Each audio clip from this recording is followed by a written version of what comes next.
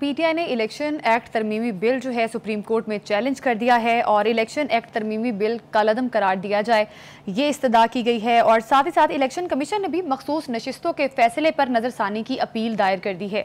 बुखारी साहब, अब ये जो मामला है मजीद पेचीदगियों की तरफ जा रहा है, क्या अब होगा आगे? देखिए, बिल्कुल आपने ठीक कहा कि दोनों ही पार्टियां, इलेक्शन कमीशन भी और पीटीआई भी, ये वापस सुप्रीम कोर्ट में चले गए हैं। उस फैसले के हवाले से ही दोनों हैं। जो कानून साजी की है पार्लियामेंट ने, उसका ताल्लुक भी उसी फैसले के साथ है। क्योंकि उस फैसले के तहत तमाम सीटें जो हैं वो पीटीआई को दे दी गई थी, और जो जजेस जिन्होंने इख्तलाफ किया था उनका भी ख्याल ये था कि आइन इसकी इजाज़त नहीं देता है, और जो हुकूमत वक्त है उसका भी ख्याल यही था, और इलेक्शन कमीशन का भी ये ख्याल यही था कि ये फैसला जो है सुप्रीम कोर्ट का, ये इज़ सब्जेक्ट टू डिबेट। कल हमने ये कहा था कि इलेक्शन कमीशन चूंकि अकेला पड़ गया था, इसलिए हुकूमत ने ये लेजिस्लेशन करके उसके हाथ मजबूत कर दिए हैं। अब इस कानून के तहत जो पास हुआ है, कोई रास्ता नहीं है कि वो सीटें पीटीआई को दे दी जाएं, ठीक है। लेकिन सुप्रीम कोर्ट फैसला कर चुकी हुई है, मेजॉरिटी के साथ फैसला हुआ है, 8 जजेस ने अक्सरियती फैसला दिया है। क्या सुप्रीम कोर्ट अपने उस फैसले का पैरा देगी या नहीं, ये अब देखने वाला सवाल है। क्या हुकूमत की अपील जो है उसकी सुनवाई होगी कि नहीं, ये आने वाला वक्त बताएगा। जो पीटीआई है, जो इस ट्रायंगल में सेंटर ऑफ ग्रेविटी जो है वो is in favour of PTI, उसमें हुकूमत है, उसमें इलेक्शन कमीशन है, और उसमें सुप्रीम कोर्ट है। बहस इस वक्त ये चल रही है कि सुप्रीम कोर्ट का काम लॉ मेकिंग नहीं है। ठीक। एक जज ने, वो पता नहीं अकल से आ रही थे या क्या थे, उन्होंने कहा था कि हम कानून बनाएंगे। कानून बनाना उनका काम नहीं है, कानून की इंटरप्रिटेशन करना उनका काम है। कानून साजी जो है वो पार्लियामेंट का एक्सक्लूसिव राइट, पार्लियामेंट का काम, ठीक है जी। अब देखना ये है कि यानी पार्लियामेंट ने एक्ट कर दिया है अपना अमेंडमेंट करके और फारग हो गई है।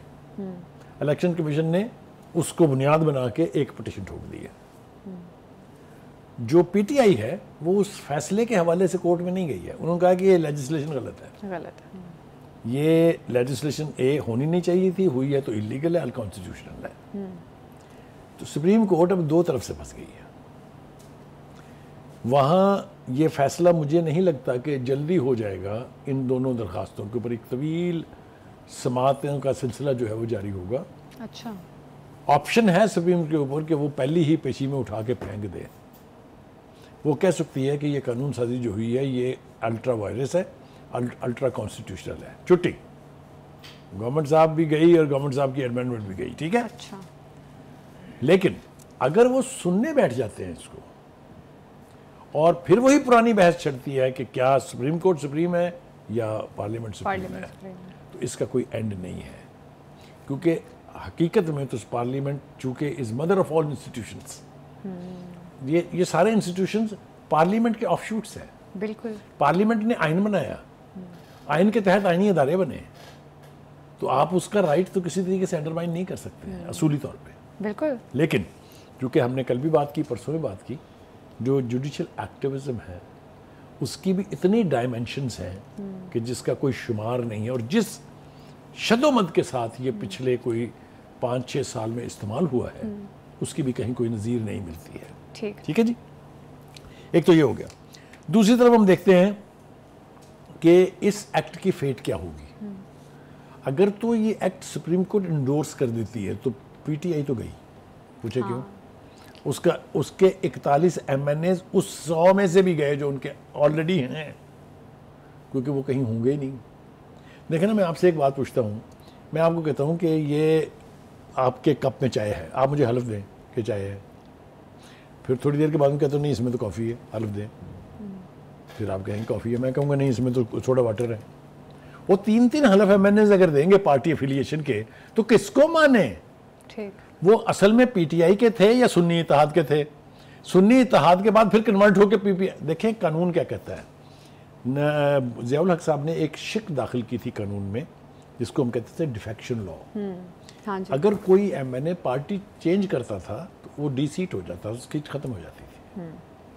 ये मौजूद अभी भी है, और इसने, ये जो अमेंडमेंट आई है, इसने इसको मजीद इंडोर्स किया है कि anybody who changes his affiliation with the original party will lose the seat. अब अगर ये कानून उड़ता नहीं है, अगर तो सुप्रीम कोर्ट इसको उठा के फेंक देती है, तो फिर तो पीटीआई का हर क्लेम, हर दावा सच्चा साबित हो जाएगा।